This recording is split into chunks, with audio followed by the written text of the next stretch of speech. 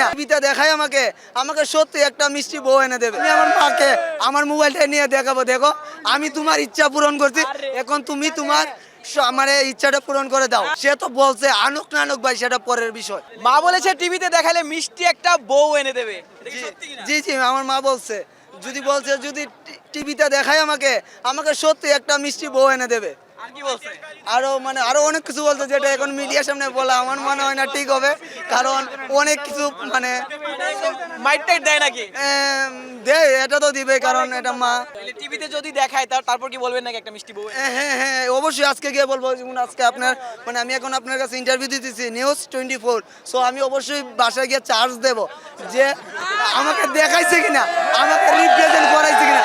So আমি আমার মাকে আমার মোবাইলটা নিয়ে দেখাবো, দেখো আমি তোমার ইচ্ছা পূরণ করছি, এখন তুমি তোমার আমার এই ইচ্ছাটা পূরণ করে দাও। আরে তো সিলেটের খেলা কেমন লাগছে? আসলে সিলেটের খেলাটা অনেক ভালো লাগছে।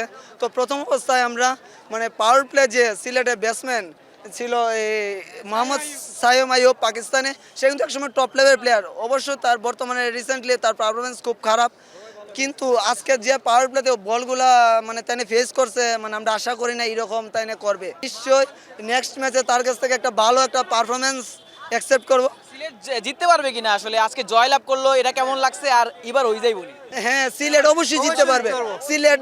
সিলেটের উপদেষ্টা বলছেন যদি সিলেট তাকে একটা বিপিএল এর সেমিফাইনালে নিয়ে যাইতে পারে তাহলে সে এমনকি ইন্ডিয়ার থেকে ইন্ডিয়ান টপ লেভেলের প্লেয়ার আনবে।